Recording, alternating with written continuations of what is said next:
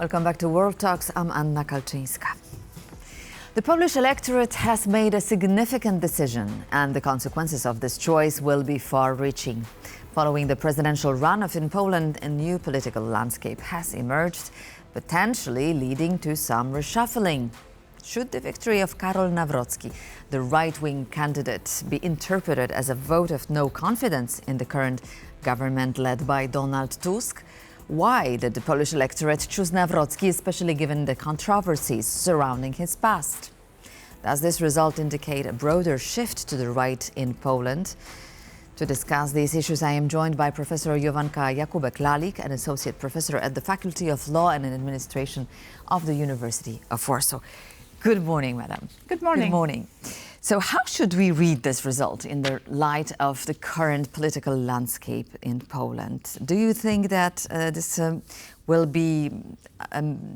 going to be a major shift in the situation of the coalition and potentially the situation of the government of Donald Tusk? First of all, some people are surprised by the result, but I would say that this result was to be expected, because in democracy, we don't know who is going to win the elections. This is contrary to authoritarian or neo-totalitarian systems, where everybody knows who is going to win elections very long before the elections even take place. In democracy, we don't know that, and actually all the predictions indicated that the result is going to be very close, and indeed it is. And this is also what we could assume from the predictions, that at least half of the society will not be happy with the result. Because actually it's not only half and half that Poland is currently divided, because the difference between two candidates is really marginal. But it's also, if we look back at 2 weeks ago, the first round of presidential elections, we could see that actually we have 3 parts of the electorate. So 1/3 supported Mr. Nawrocki, 1/3 Mr. Trzaskowski, and one third, even more than 1/3, other candidates. So those people decided now to vote for the candidate which is not ideal in their expectations, but still they decided to support him in this regard. And the margin is so thin that it's becoming a new Polish tradition, because the result is almost exactly the same and in 25 years ago. Yes. But I would like you to be invited to comment on a graph that we are going to show to you, because we are looking for the reasons for such a vote. And so we have here an assessment of Donald Tusk's government, and let us see here that almost 33% in their survey said they are dissatisfied with the government of Donald Tusk. Now 13.7% say that their assessment is rather poor. 22.7% they are quite ambiguous. So perhaps that is the answer, right? Looking for an answer to the question why Karol Nawrocki has won. Definitely there is a strong anti-governmental sentiment among the population, and this is precisely why this result occurred. Because Rafał Trzaskowski, who was not a member of the government, he is current mayor of Warsaw. However, he is member of the ruling coalition party, Civic Platform. He is also associated with the current government, and there is a lot of dissatisfaction, I would even say frustration, when it comes to the government. The government proposed a very ambitious program of reforms ahead of 2023 elections.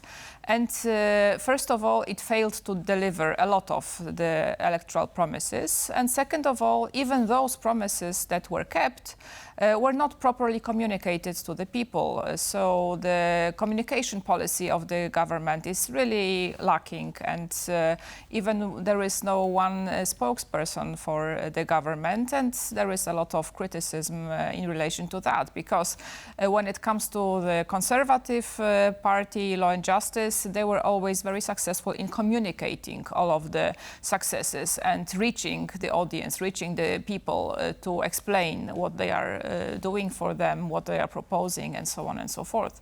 Meaning that people were disappointed, people were frustrated, and this vote for Karol Nawrocki was not really voting for him personally, it was rather voting in spite of what they have learned about him during the campaign, but the frustration was so strong that they just wanted to vote against the government and against the candidate which was associated with the government. Some argue that Donald Tusk entering the campaign in the later stage was a mistake because he was rather convincing the convinced and not reaching the potential other members of other part of the electorate, right, in trying to reach for a potential consensus.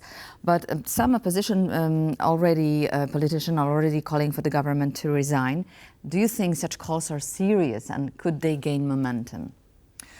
Well, many mistakes have been made during the campaign, and I think that also supporting Rafał Trzaskowski in a way that was not really explaining what failed during the last 1 year and a half was one of the causes of the defeat of the candidate. The current government will have really a challenging situation because with Mr. Nawrocki as president, they cannot really count on any support of this ambitious reform program. His blocking powers for sure will be used against the government initiatives. So we cannot really expect any liberalization of the important legislation like anti-abortion law or civic partnerships for people who would like to use this kind of opportunity.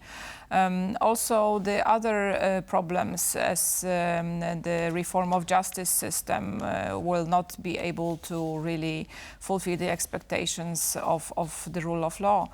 So indeed, it's going to be a huge challenge, and how the coalition government is going to react to that will be a huge exam for them, and they really need to discuss it internally because we can see a lot of disagreements, a lot of heated conversations quite publicly happening between coalition partners, and that was also one of the reasons that people didn't really like, they didn't appreciate, and this is why they decided also to vote not in favor of the government. Well, let's put aside the government for a moment and let's try to understand why people voted for Karol Nawrocki despite his past, dubious past. Critics have pointed out that these concerns could haunt his presidency presently and in the future as well. So why people were so completely stubborn oriented towards Nawrocki despite so many questions about what has happened in the past? My understanding is that this mechanism is very similar to what happened in American elections last year, because Donald Trump also was accused of many things, and still it did not prevent him from taking the office. The electorate is ironclad. Maybe it's not that important to the electorate as the other factors, so protesting against what they believe, or also there is another explanation, meaning that for some of the people this conservative agenda is really important, and they are not really inclined to support very open, very liberal policies, and they just prefer to stick to the roots, and this is how they understand also their opportunity to express their views. So I think that there are many reasons. It's not only one reason that people decide to ignore these uncomfortable facts, but it's because of the general situation, general disappointment, general frustration that people just decide to do that. And actually one of the examples is when we have a look at how young people are voting in the elections, because the majority of young people supported Karol Nawrocki against Rafał Trzaskowski, which was not the case even 5 years ago. And the middle-aged as well. So we have two groups. But especially the young ones I would focus, because here we can see that they are again contesting the government, contesting whoever is in power, and why they decided to support in 2020. Anti-systemic vote. Exactly, but this is how they voted in 2020. This is how they voted in 2023. They always vote against. Because maybe there is a lack of good proposals when it comes to political programs. No vision, no perspective. Exactly. So this is what was lacking also in the campaign.